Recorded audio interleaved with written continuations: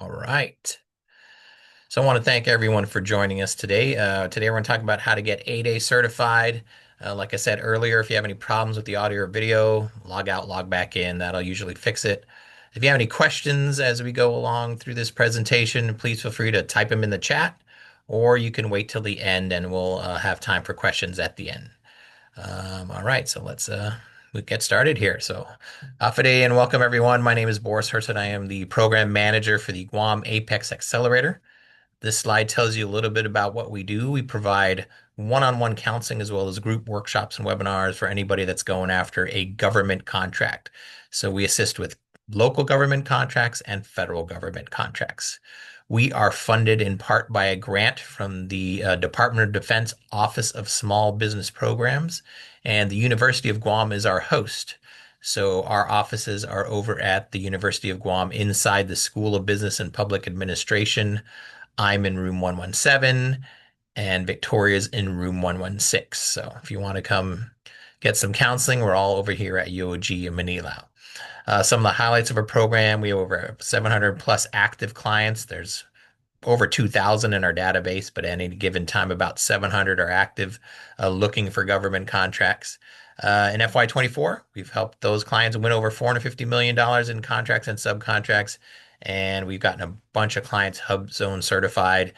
We are allowed to assist with SBA certifications, which kind of leads us to our resource partners. SBA is one of our resource partners. So they have four main small business certifications, 8A, which we're going to talk about today, Hub Zone, Woman Owned, and Service Disabled Veteran. So if you want to get any of those certifications, please reach out to us. We can help you with those.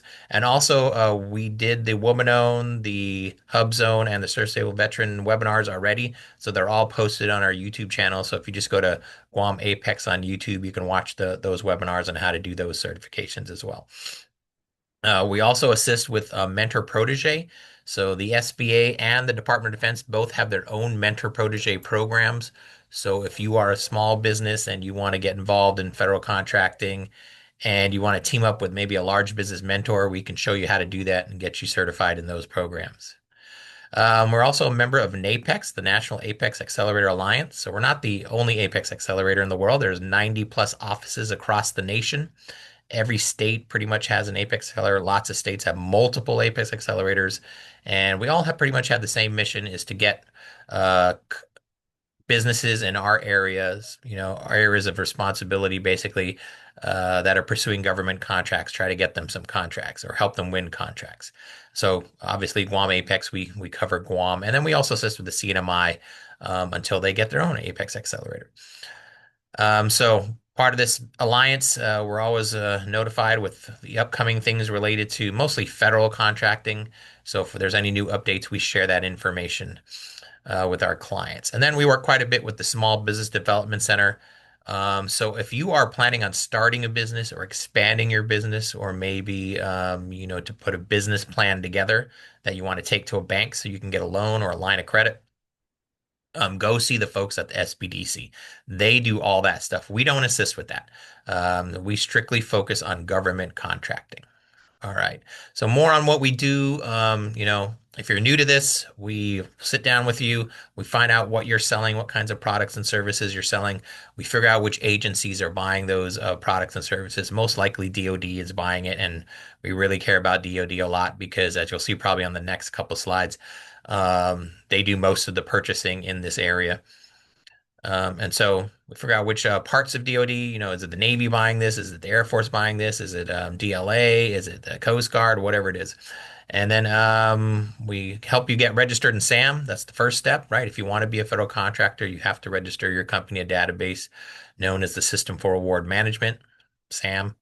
Once you get registered in there, we can help you find opportunities. They're also listed at SAM. There's a contract opportunity section in that database where you can see what's going on.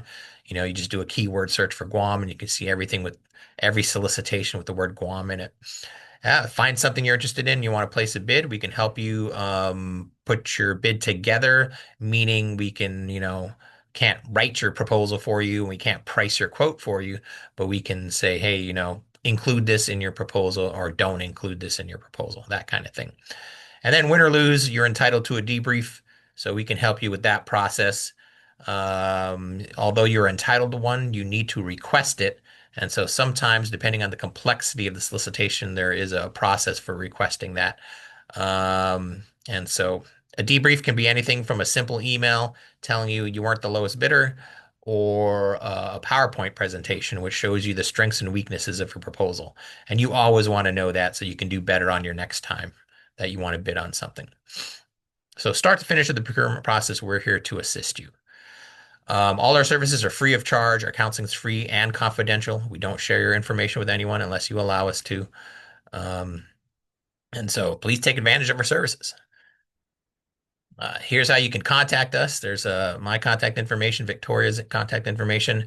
If you know anybody who wants to get into government contracting, please have them visit our website, guamapex.com. They can sign up as a client there. It's free. We have a Facebook and LinkedIn pages as well. So when we have news stories related to government contracting, we post them on our Facebook page and LinkedIn page. And of course, like I said, all our webinars are on our YouTube channel, and you can watch them there whenever you like. Okay.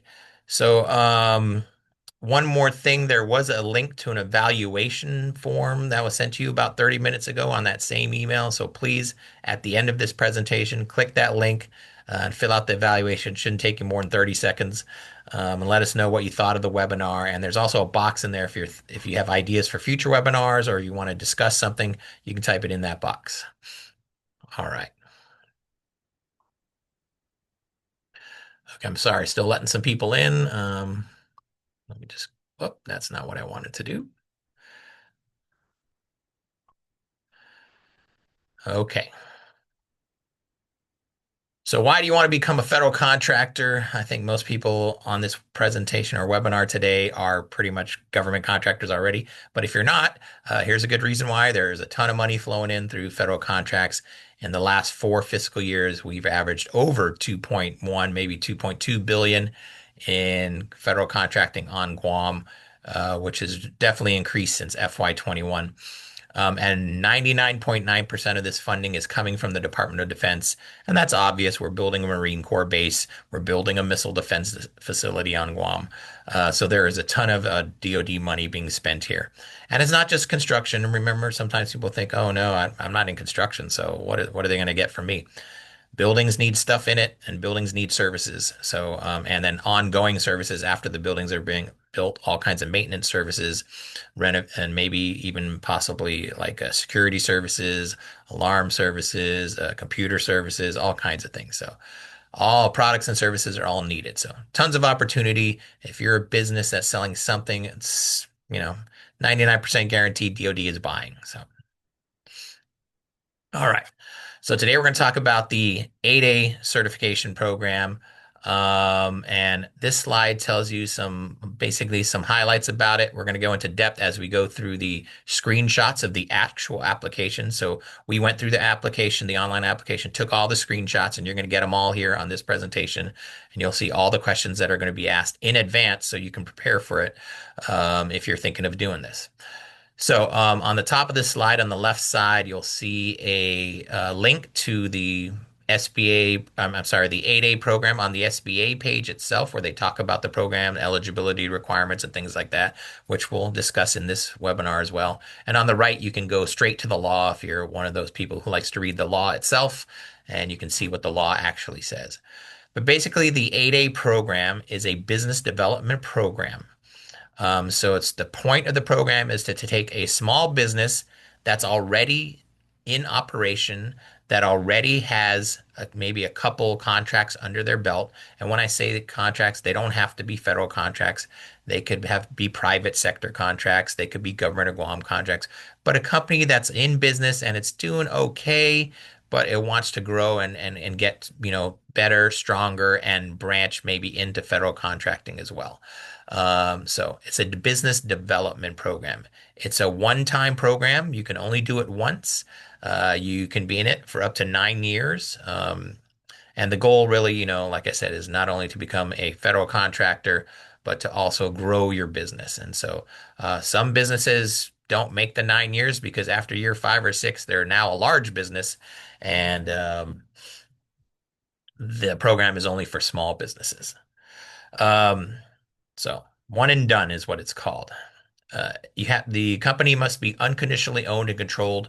So in this certification, it's actually the owner of the business that's getting the certification, not the business itself. So that owner, majority owner, 51% or more, and it could be more than one person. Maybe it's two people that make up the 51% or more. That's a possibility. But they have to have, or that person has to have unconditional ownership and control of the company. So they got to be calling the shots, long-term decisions, short-term decision making. They got to be running that company on a daily basis and basically making all the decisions. The owner it needs to be socially disadvantaged. We'll talk about that in a few slides of what that means. The owner needs to be economically disadvantaged. We'll also talk about that in the upcoming slides. They have to have good character. We'll explain that in the upcoming slides. The company has the U.S. citizen. That's the other thing. Not only does the 51% or majority owner have to meet these qualifications, they need to be that person need. I'm sorry, the majority owner needs to be a U.S. citizen residing in the U.S. And they have to demonstrate potential for success. We'll talk about that as we go through the slides as well. There is a 5% federal contracting goal. So the federal government has a goal of 23% for small business contracts, meaning the contracts they award, 23% of them should go to, or 23% of the dollar value of all the contracts should go to small businesses. And then among those small business, 5% should go to 8A certified businesses. So those are the basics. Like I said, you can click those links on the top of the slide on either side of the slide to learn more about it. But we'll discuss most of it in this presentation. Some benefits. You can compete for set-aside contracts. So a set-aside contract is just a way of saying that sometimes the government, when they put out a solicitation, they set it aside for a certain category. So the four main categories are 8A, Hub Zone, Woman Owned, and Service Disabled Veteran. So those categories, if you get those certifications, there are contracts out there that only those certifications can bid on. So that's what we mean by set aside contracts. There's sole source opportunities. So usually when you get certified as an 8A, you are given one contract. You don't even ever bid on it, but usually you get at least one with the federal government. But after that, of course, it's all about marketing your 8A status. But there are opportunities for sole source in the 8A program. You can receive business development assistance from an SBA business opportunity specialist. So when you get certified in this, you are assigned a boss, they call it, business opportunity specialist, and that person is supposed to help you with business development assistance. And you have a direct line to someone in the SBA you can deal with. Now, I have to add a little caveat for Guam. Our SBA office is in Hawaii, and the person there was Michael Youth, and he's no longer with the SBA, so I don't know who the new person is. But hopefully they'll announce that soon, or we'll get some information about who the new boss is, and if they've taken over and assisting all the Guam 8A companies. So there's also something known as SBA's Empower to Grow program. I'm not sure, in all honesty, how long this program is going to last, considering the new administration and how much they're slashing all these different programs. But there is something here, so you'll have access to this. And let me just show you what it looks like. I'm going to jump over to the internet now. So the internet should load up on your screens. I'll give it a second to load up.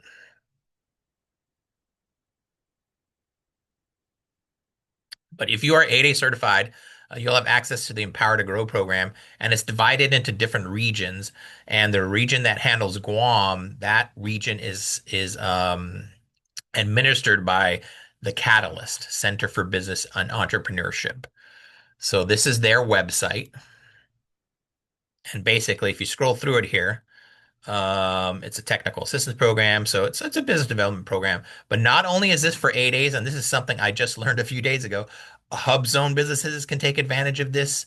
Economically disadvantaged women-owned small businesses can take advantage of this.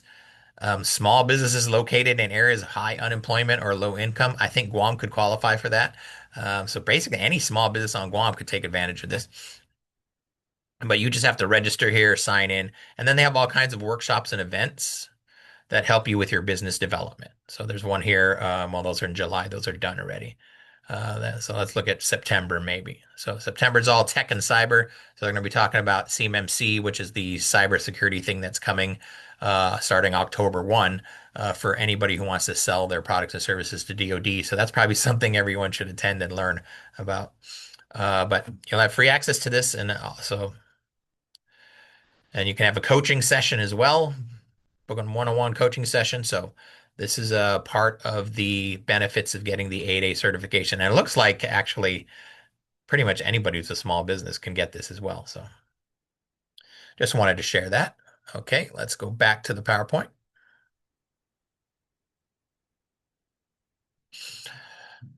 All right, so those are some of the benefits of the program.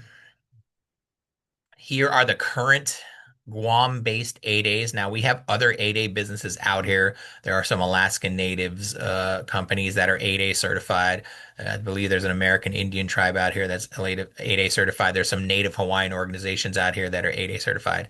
But these are the ones that are basically from Guam, that are not part of larger organizations. And so you can see the last time we had a brand new 8A was back in 2021. So it's been more than 4 years. And we haven't had a new 8A certified company on Guam, which is kind of sad. We need to get some more 8A certified companies on Guam. So, like I said, these are a 9-year program. Now you can see, oh, well, 9 years, how come most of these have 10 years? And that's because during COVID, everyone got an extra year. So that's why many of these are doing 10 years. Um, you can also, so I'm showing you that there's six basically right now.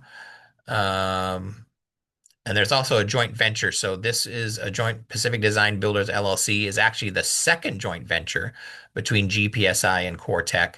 And because not only were they in the 8A program, GPSI was, Cortec's a large business. Actually, Cortec is a success story of the 8A program. They started as a small business in the 8A program, and now they're huge. They're just gigantic. So, um, but GPSI, Galati Professional Services, they have a mentor-protege agreement with Cortec. And so because GPSI is 8A, they formed an 8A joint venture and called it Pacific Design Builders LLC. And that company has won some contracts. I believe it was one of the housing, yeah, construction, and there was something else they won. I can't remember. It's on another webinar that we do.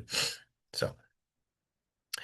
But what I'm trying to point out here is there's very few 8As on Guam that are from Guam or even the CMI. I believe there might have been only one in the CMI, and I think they graduated.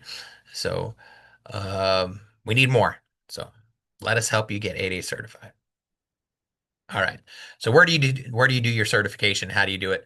Well, there's a new website. It's called the Unified Certification Platform, or UCP, and this is the website certifications.sba.gov. That's where you do it. In fact, that's where you do all the SBA small business certifications. So if you want to get HubZone, woman-owned, service-able veteran, you also do it at this website. In fact, you can do all of them at the same time. And that was the point of the website. Before, all four programs were on four different websites, but they've consolidated them into one website. So you only have to upload your information once, and all the different four certifications share that information, and they decide if you qualify or not. So, but let's take you through the process. So you're going to click sign up, log in, and then you're going to click sign up, log in again. I don't know why it does that. And then you're going to put in your email address. You're going to click agree to the terms, and then you're going to click sign up. I'm sorry. Let me take that back. After you click sign up on the top left, you're going to get to the login page and it's going to assume you already have an account, but we are assuming you do not have an account. So you're just going to click sign up on the bottom because we're going to create your account for the first time. So you're going to put in your first name, your last name, your email address, your country of residence. That would be United States. And you're going to click I agree to the terms because you've got to agree to the terms. Click sign up. And then it's going to say, all right, we need to set up two things. We need to set up your email address and we need to set up a password. All right, so click set up under email first. Let's go through that process. And it's going to say, all right, verify with your email. So it's going to say, all right, we sent you an email to whatever you told us your email was. Click the link in that email. Or you can just look at the email and enter the verification code instead if you want to do that. So there's two ways to get into to set up your email. You can click on the email and click verify, or you can just stay on this screen and just type in the verification code. On the bottom of this slide shows you what that email looks like. So, okay. So once you do that, your email account's all set up. They proved it's active. They proved it's a real email. So now you go and set up your password. So click up setup under password, and then it gives you the requirements, typical type requirements for most passwords. 16 characters minimum. That's a pretty long password. But anyways, enter your password and then enter it again and then click next. And now your password's set up, and then it goes straight to this screen and says have an invitation code. Now, this you won't have one because you're not being invited. You're setting this up yourself. This screen is for if there are other people involved in the company that were sent an invitation. Then after they created their account, they would say, yes, I have an invitation code, and they would enter it in. And we'll talk about that as we get further down the slide. But since it's the first time you're doing this, you're just going to click begin. All right, now you got to claim your business. So what this means is to apply for 8A, you need to make sure you have an active SAM registration.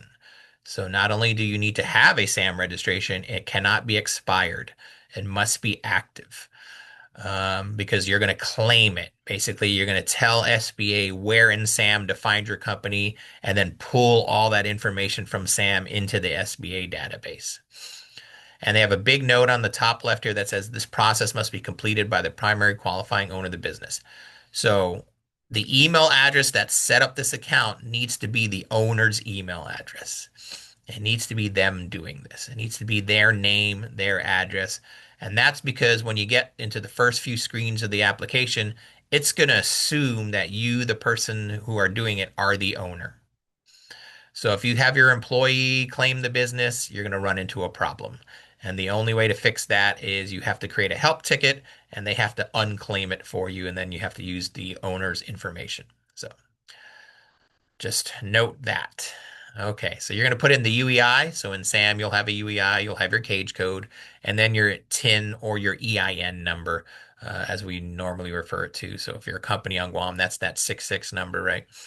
If you're a sole prop, you can put your social security number in that tin box there, and that is fine. It'll find it. So, and then click find, and then it's going to pull some information from Sam.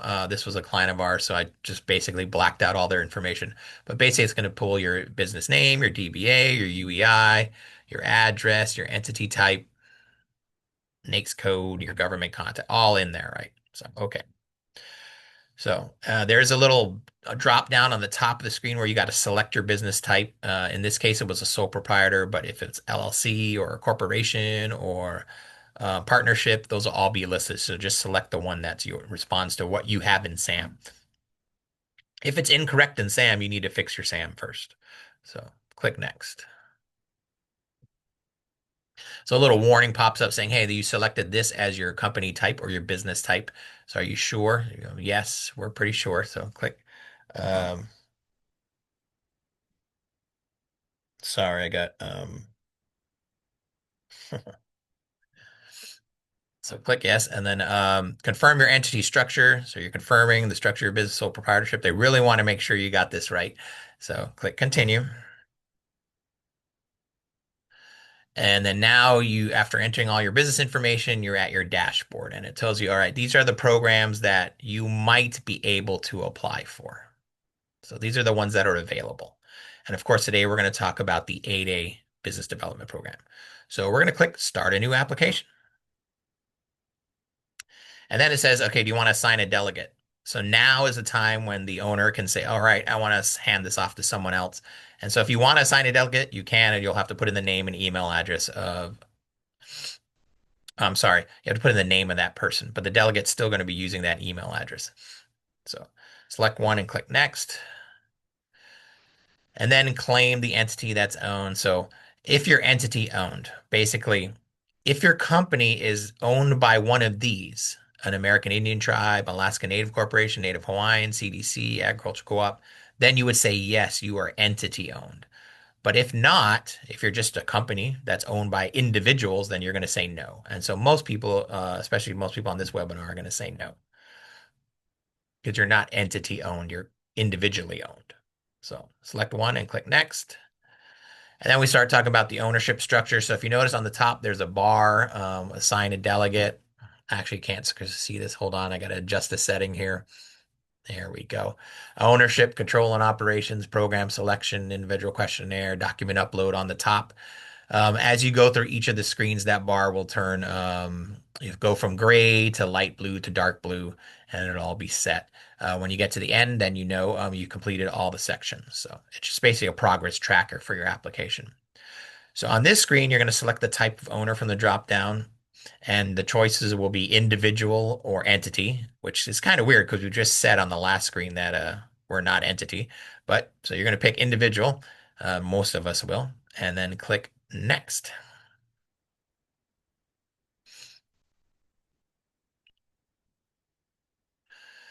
All right, now this is one of the main screens. This is what determines which certifications you can apply for. So you're going to put in your first name, your last name, your title, your email address, your phone number, the percent of ownership of the business. If you are a U.S. citizen, yes or no. Again, all these small business programs require at least 51%. The companies own 51% at least by U.S. citizens. Um, and then gender, now that's there. If you select female, then you will be able to apply for the woman-owned program certification as well. And then there's a veteran box. If you select service disabled veteran or veteran, then you'll also be able to apply for the service disabled veteran owned certification. And then the 8A social disadvantage, that's the most important one. So you're going to pick what kind of social disadvantage you are. So meaning social disadvantage means are you in one of these categories like Asian, Pacific Islander, basically anything that's non-white. That's probably the easiest way to say it. So you'll select from that box what's the social disadvantage. So there is a not applicable. If you select not applicable, then the 8A application won't show up. So it's very important that you pick one of those groups that it shows. So the first person doing this is the owner, right? So we're assuming they own at least 50%. So let's say for the purposes, our company is 60% owned by a person who has that social disadvantage and the economic disadvantage, and the 20% someone else and 20% another person. So let's say there's three people.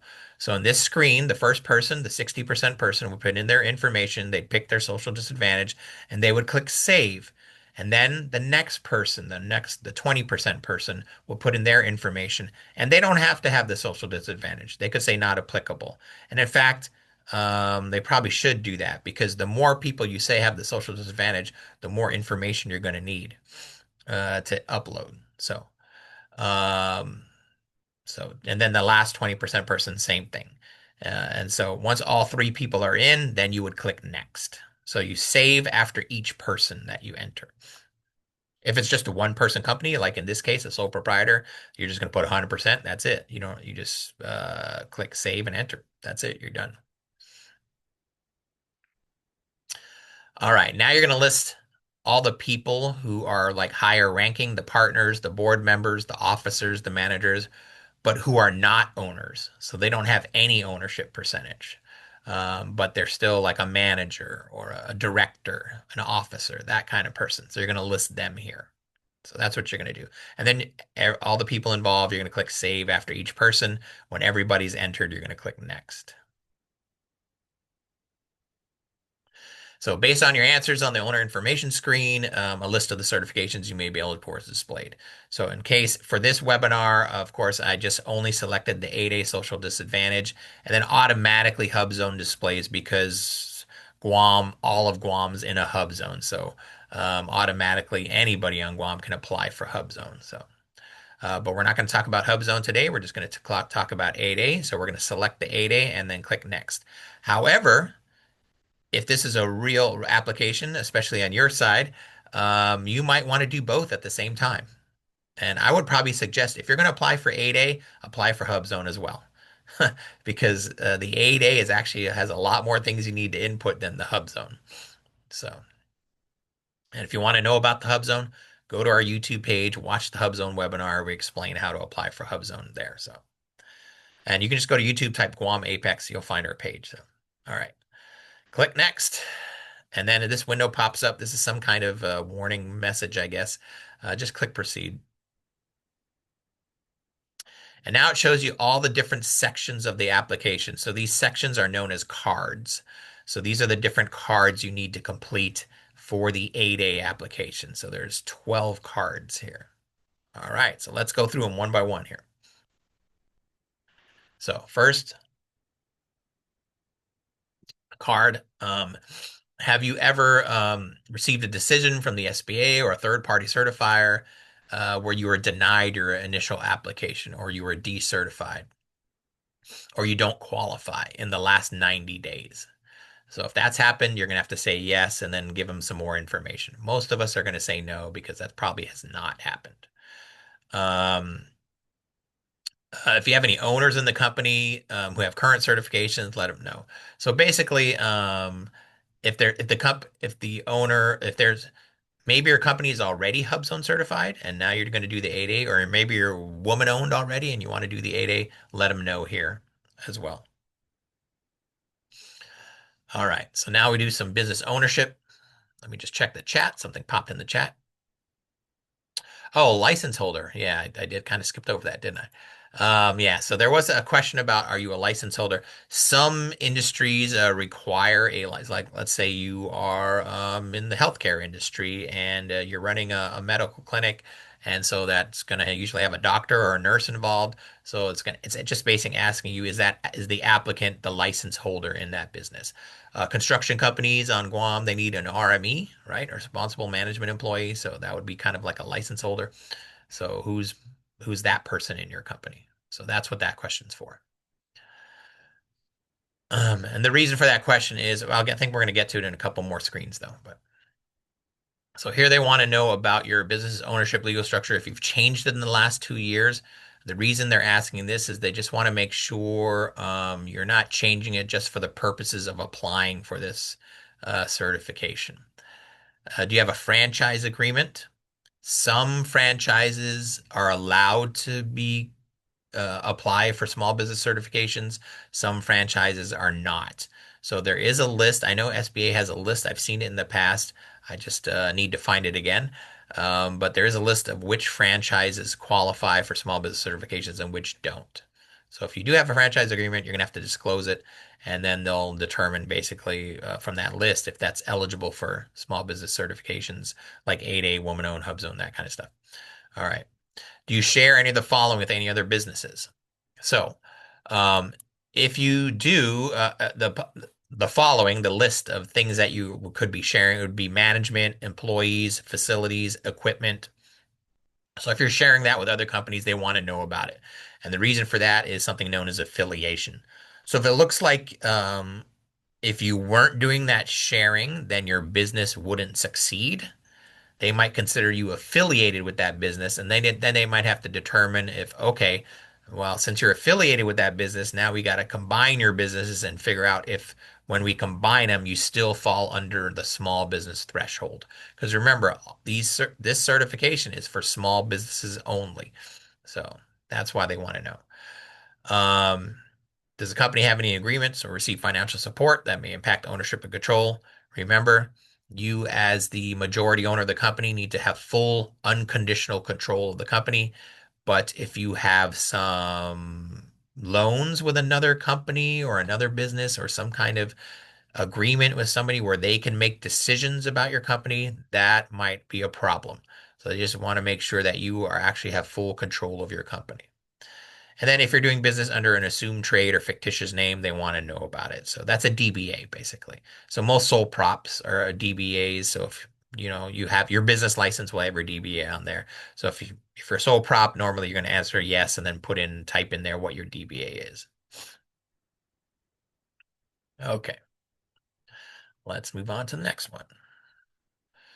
So are professional licenses or certificates required to operate the applicant business? So it depends. Like I said, this kind of ties into the question that was in the chat. So if there's any kind of license required for whatever business you're in, you would say yes, if there is a license required for that type of business, and then you'd have to put the name of the person who holds that license, the license name, and an explanation. So normally they want the business owner to be the license holder, but that doesn't have to be, and many times it isn't. So they'll just want an explanation why someone else is the license holder. So if there's no license in your type of business, then just click no and or select no and click next. Now they have some 8A specific questions here. So are you applying under the same primary NAICS code listed in SAM? Most people, that's going to be yes. I'm not sure why you would even use a secondary NAICS code, but so in SAM, you pick and you tell the government all the products and services you sell, and you pick one of those as your primary source of income, and that's what this question is relating to. Has your business generated revenue in its primary NAICS in the last 2 years? So this is going to the proof of performance type of thing. So like I said, this program is for businesses that are in business and have some contracts already under their belt. This is not for new businesses. In fact, the guidelines say you need to be in business for at least 2 years before you apply. Now, there is a waiver for that, and that's what this question is for. So if you say no, to the second question there, you're going to need to enter your business management experience, your technical experience, your current financial position, and proof of your past performance. So that's for companies that are less than 2 years old, basically. Are 50% or more of your company's assets from a former 8A participant? So that's supposed to be a no. If it is a yes, you're going to have to explain because in general, 8A is a one and done. So a company can't graduate and then have another company form and maybe buy the assets because then it's you guys are kind of connected, even though it's a separate company. And so that might be an issue. You're going to just need to explain. Did you hire a consultant? You can do that. You can have a consultant help you with your 8A application.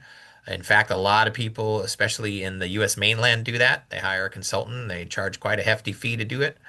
But if you did, you're going to have to say yes and then put their name and email address, contact information,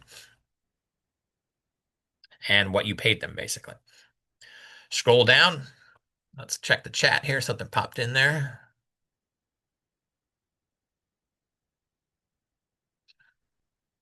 If the company has a contractor's license, but the RME is not under the 8A applicant's name, so the answer license holder is no. So the contractor's license, yet it needs to be a person's name. So if the contractor's license is under a company name, the RME is not under the 8A.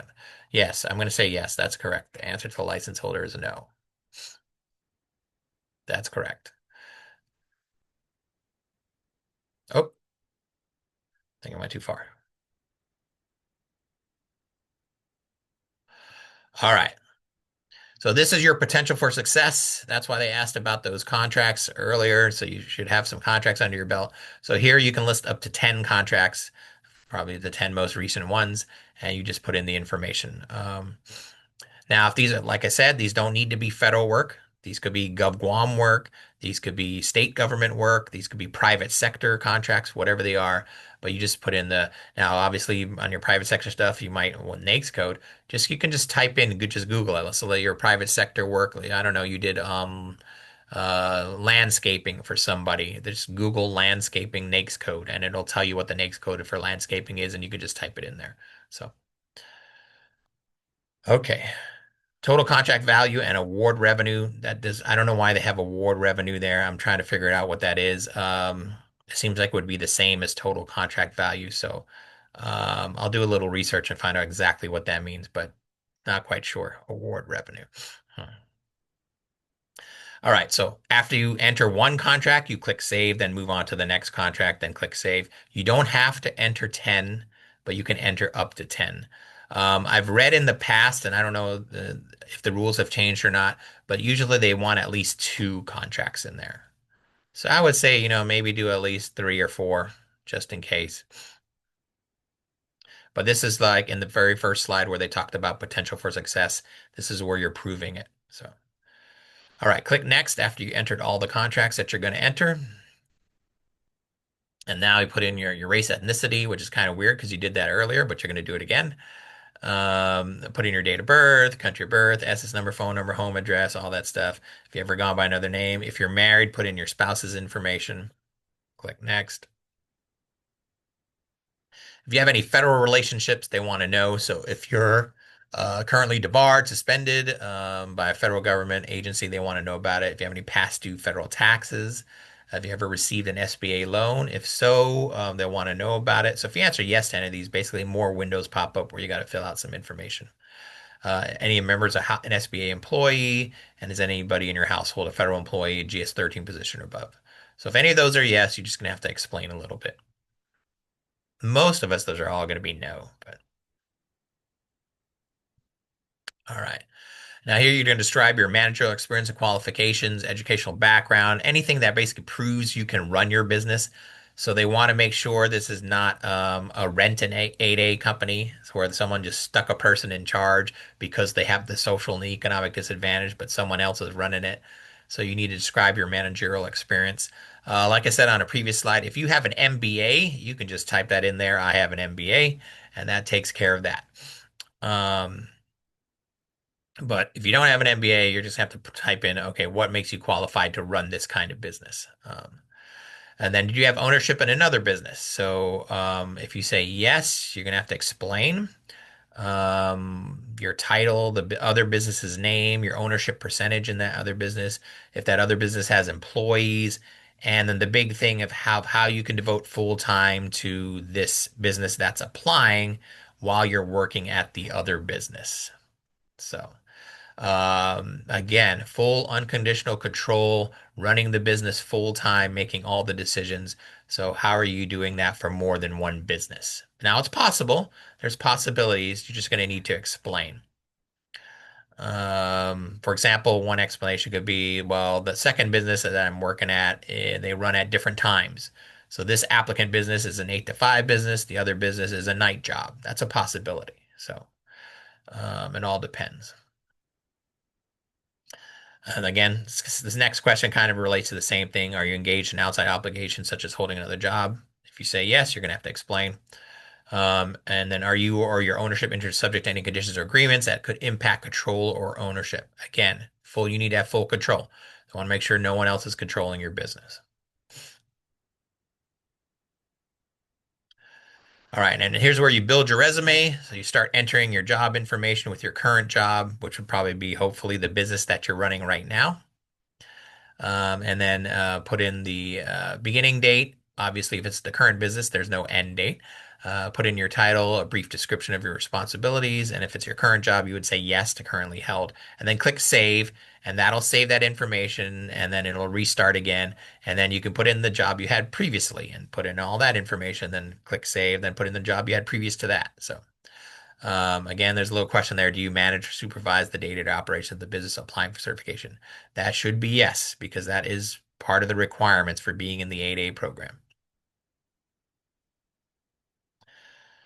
And when you say yes, it's going to ask you to provide details of how you manage the day-to-day operations. So you can see there's a lot of information you need to put for the 8A program. This is the other business question. So they want to know if any of your family members own another business and how it relates to your business. Do you have financial relationships with businesses that are owned or operated by former colleagues of this owner? Does the applicant business may have any employee, officer, or manager that formerly was your employer? Again, this all relates to affiliation and control. So they want to make sure you're controlling your business, no conditions. And if you are affiliated with other businesses, they want to make sure that uh, if the affiliation looks like it's quite a bit, meaning you guys are sharing a lot of stuff, okay, we need to combine your revenues and make sure you're still a small business. So, because again, the program is only for small businesses. So they do a lot of investigation. Okay. Are you the highest compensated in your company? That is supposed to be yes. If no, you will need to explain why you're not. And that's a possibility that you're not the highest compensated. Maybe you're in an industry where there is a technical license required or some kind of certification required, and those people are usually high paid. And so that is why you're not the highest compensated. That's a possibility that could be happening in your business. Again, you'll just need to explain and then also show how you are still able to control that person. So. Have any of your immediate family members ever owned a business as admitted to the 8A program? Have you already used your one-time eligibility? Of course, those are all going to have to be no. If you answer yes to the first question, you're going to need to enter the business name, the NAICS used for that 8A, the UEI, the relationship to your applying business, and then details of any common ownership and management. So it's not a deal breaker that an immediate family member was 8A certified. They just want to make sure that you're not using all the same equipment, all the same common owners, same managers, same people, same facilities. They just want to make sure about that. Click next. All right, now we're in the good character section. So that was on that first slide earlier. What do they mean by good character? So basically, you know, have you gone by any other names? They want to know, are you presently subject to any indictments, arraignments, any formal criminal charges? Have you been arrested in the past 6 months for any criminal offense? And for any criminal offense other than minor motor vehicles, have you ever been convicted, pled guilty, blah, blah, blah. So, very simple questionnaire. Just be truthful. Here is the social disadvantage narrative. So, this is where you're going to prove your social disadvantage. So, maybe you selected Pacific Islander or Native American or whatever it was. But you're going to have to write a narrative. And so, they basically want you to upload the narrative you wrote as a single PDF when you get to the upload section. So we're not at the upload section yet. But here I just want to show you there's a guide for writing a social disadvantage narrative. The reason for the black square is just because it had an older website listed there that's not even in use anymore. So I just blocked it out because. But let me show you what the guide looks like. I'm going to jump to a PDF. Where's my PDF? Here we go. So this should load up on your screens and you should see the guide for writing a social disadvantage narrative. I'm going to make it a little bigger here so we can all see a little better. There we go. All right. So this is where so what happened was this requirement came about maybe 2 years ago. Before you could just, when you're applying for 8A, you could just pick a native, I'm a Pacific Islander, I'm an Asian American, African American, what it is, and that's it. You were socially disadvantaged. But then there was a lawsuit that happened a couple years ago that said, hey, how come people can just assume that? Because that shouldn't be necessary. That shouldn't be just an assumption. There are plenty of successful people who are minorities. So why do you just assume they're socially disadvantaged? And so the courts agreed with that. And so 8A went back to something they used to do a long time ago, which was you need to write a social disadvantage narrative. So they give you tips here on how to write a narrative, but basically you got to identify the basis of the social disadvantage and describe some incidents in which the bias or discrimination has occurred. They give you some tip narratives sufficient at a length of 3 pages usually, but may require more or fewer pages. But basically, you got to give at least 2 examples of how you were discriminated against with respect to your business. I'm sorry, with respect to your individual to you. Let me just go through this a little bit here. So, hold on one second. I just need to break away for a second here. I'm sorry, I can't right now. Sorry about that. Someone was knocking on my door. Um, okay. So basically, they're going to look at the types of incidents that you describe. So, and they want at least 2 examples. Could be education, employment, business history, anything that relates to how you're discriminated against. You need to describe the specifics: who, what, where, why, when, and how. And they explain here how you do that. So, let me just look in the chat real quick. Sorry, something about that. Yes, you will get a copy of this guide for sure. I'll send this to everybody. And so there you go. And then they give you some examples. So they really make it quite easy here, a nice little template of how to do this. Um, so they tell you about here's an example of when this would work, these examples. Spring semester of my second year in college. This would not work in college. So you got to be a little more specific. So it's just really good. I love this guide. It really spells it out for you. So, okay, so there's all your examples. And then we're going to, oh, that's it. That's the end. Yep. So, like they say, 3 pages is probably sufficient. Okay. So I'm going to jump over to back to the PowerPoint. So that's your guide for writing a social disadvantage narrative. So you're going to have to do that, upload it when we get to the upload section. All right. Let's move on here. So, your economic disadvantage. So, this is where you're going to have to tell them how you are economically disadvantaged. So, the first box is detail any draws or distributions taken from the applicant business in the last 3 years. The reason for that is they want to make sure, remember, this is a business development program. So, if you're withdrawing money from your business and not putting it back into your business, they want to know about it because the whole point here is to make your business grow. And if you're taking money out for whatever reason and not putting it back in, then you're kind of shooting yourself in the foot. So, have you transferred any assets to any immediate family member or left for less than fair market value? They really want to know about that as well, because then it looks like you're trying to maybe you have a ton of assets and you are above the thresholds, and you know you want to apply for this program, so you start unloading your assets and selling them off for less than fair market value to family members, which is what a lot of people would do. And if you've done that in the last 2 years, they want to know about it because that might be an issue. Okay. Here are the limits for the economic disadvantage. Your total assets have to be $6.5 million or less. Your personal net worth equals $850,000 or less. And your adjusted gross income must be $400,000 or less. So let's scroll down some more. And now you start putting in all your financial information. If you've ever applied for a mortgage, this is kind of what it's like on these next few screens coming up. You're gonna have to put in all your sources of income, basically all your assets, all your liabilities, everything. They're gonna want to know about all this stuff. So, and again, you need to prove you're economically disadvantaged. So if you got lots of money in the bank and lots of sources of income, you're not economically disadvantaged. Scroll down.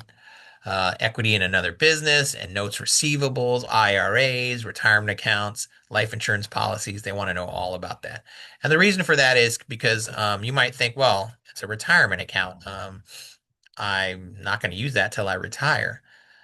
Some retirement accounts, especially if they're going through like a life insurance policy, have very easy ways to borrow against them with a low limit. For example, I have a life insurance policy that allows me to borrow from it anytime I want at 6% interest. So if they saw that, they might go, well, you have access to all this money that you've saved up. You're probably not economically disadvantaged. So, um, but it depends. It all depends on your types of policies. It depends on your IRAs. Some retirement accounts don't have hefty penalties if you withdraw before retirement. Some do. So if they don't have a hefty penalty, they might look at it and go, well, you know what? You have access to all this capital, so you're not really economically disadvantaged. So that's why they're doing this. They're asking all these questions. So just be truthful, put in all the correct information. Then they want to know about all the things you own. And so, do you own any vehicles? Do you own any personal property or assets? Do you have any notes payable? So, if you do, they're going to want to know about these things. What's the balance on them and things like that. It's all because it's all determining your net worth, basically. Enter your adjusted gross income from your last personal tax return. And now you get to the download or the document upload section. So in this section, depending on what kind of business you are, if you're a corporation, you're going to upload your articles of incorporation. If you're an LLC, it'll be the articles of organization. And for some reason, if it's a sole prop, they want meeting minutes, which doesn't make sense to me. So you might want to just put in there, I'm a sole proprietor. So we don't have meeting minutes. And then if you have a DBA, so not all of these will be applicable to everybody. You're going to upload your DBA, your fictitious name certificate, basically. Your proof of U.S. citizenship, so passport or birth certificate or naturalization papers, whatever they are. 1040 Schedule C or your SS4 as proof of your EIN. That's usually for sole props there. Current and last year financials.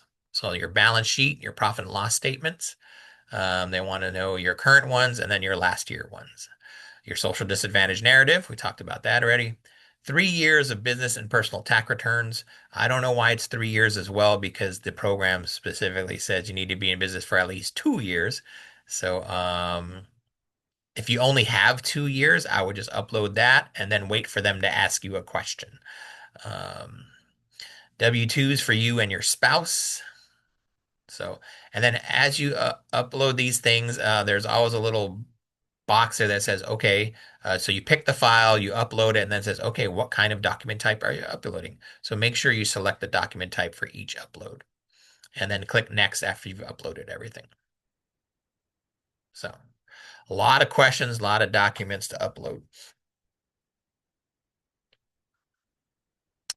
Then you get to this screen. This is the contributor invitations. Remember that in the very beginning when we set up the account, it says, do you have an invitation code? So the people who will say yes to that when they're setting up their accounts are the people who you've invited to contribute to your application. And so they will be listed there. Their names will be listed. And that's because those will be the other owners of the business. And then all those other people who don't own shares, but are like managers, directors, board members, because they're all going to have to contribute to this application. And basically, the whole point is to make sure that the owner has full and unconditional control, and none of these other people are interfering with that. The second point is if you're married, you're going to have to put your spouse in there, and they're going to check your spouse's assets, because it's quite possible that you don't have a lot of assets and income, but your spouse has maybe assets, maybe, rental homes, vehicles, boats or something like that, or land in places. And it's all in their name, so it's not in your name. So if you're applying, it's not your assets. But you live on Guam. Guam is a community property state. So even though it's not in your name, if you're married, you're entitled to 50% of those assets. So that's something they're going to want to know about. So again, you got to prove you're economically disadvantaged, that you have really limited access to capital. So in this case, this was a sole prop, so there was nobody else involved in the company, so that's why it's blank. But like I said, all the people you listed earlier will appear on the screen, and you'll have to invite them. They will all have to create an account, put in their invitation code, and then answer all the questions that apply to whatever they're adding to the application. All right, so once you enter all those people, you click next. Then the privacy statement pops up. Okay, gotta accept it. So click next. If you make a mistake or your application is incomplete, you'll see a screen like this. And it'll tell you, hey, you didn't finish all the cards, basically, or all the documents weren't uploaded. So, and it'll have a little blue here link where you can just click the link and go straight to it. So, in this example on my picture there in the middle of the screen here, if you click here, that's where it kind of takes you back, and you can notice, oh yeah, that one card there says in progress. It doesn't say completed. So you can go back there and then finish the card and then continue on through the application. The application saves your work as you go, so you don't have to complete it in one time. You can go back. I think it saves everything, I believe, up to 60 days. So you'll be able to go back within 60 days. If you leave it alone for 60 days, then it gets rid of the application. I think it notifies you via email first, though, that your application is going to be deleted. So, all right.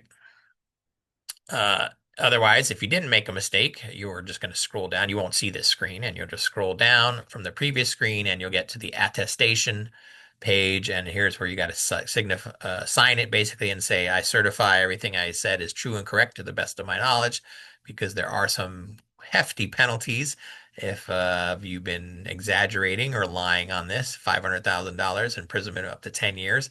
So you don't want to do that. And then click submit. After you click submit, it's then sent to a screener. and your application goes off to a screener, but you are directed back to your dashboard and it'll say, all right, you have an initial application there. It'll have the application ID number there. And then if you can view the application if you want, you can and you can withdraw it as well. So actually, I need to update this slide. It doesn't say withdraw. It used to say withdraw. Now it says delete. So you can delete the application if you wanted to. Not sure why you would want to do that unless you're doing what I'm doing, which is creating screenshots. And so I just delete it afterwards. All right. But you can view it by clicking view and you can see your entire application. So as soon as you submit it, you'll get an email like this saying your application is submitted. And the screening process is underway. And so basically, there's a screener's just checking to make sure the package is complete. So you've uploaded all the documents and you've answered all the questions. They're not checking if anything's accurate or if it all makes sense or not. They're just looking for completeness. Once it's found to be complete, then it gets handed over to an evaluator who will actually check for the accuracy and make sure everything is legitimate. All right. So once it's handed to an evaluator, you'll probably get some emails from them. The emails will be coming from my SBA certifications, and they will just tell you, hey, you got a message regarding your application, so go log in and check your messages. So you'll go back to your uh, certifications.sba.gov and you'll log in and then you'll get to your dashboard. You'll click messages and you'll see your messaging center there. And then you can see all the emails they sent you and then you'll just click on one to open it. So even the screener emails go there too. So if they have questions, if they won't deny you, they won't go, oh, well, he filled out his application wrong, they're denied. They won't do that. They will always ask a question and have you clarify or maybe send additional information.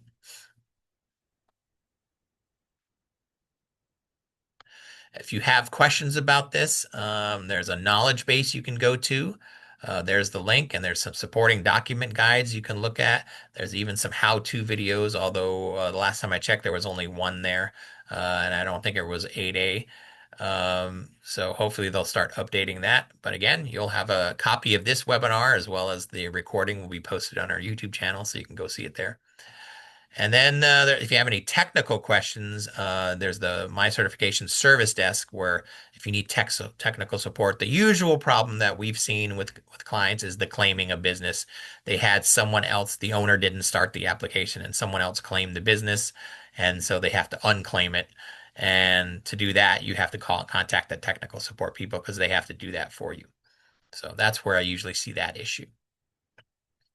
All right, I think we're at the questions now. Yep, I'm going to open up for questions. I'm going to stop the share, and if anybody has any questions, please let me know. Feel free to unmute yourself and ask away.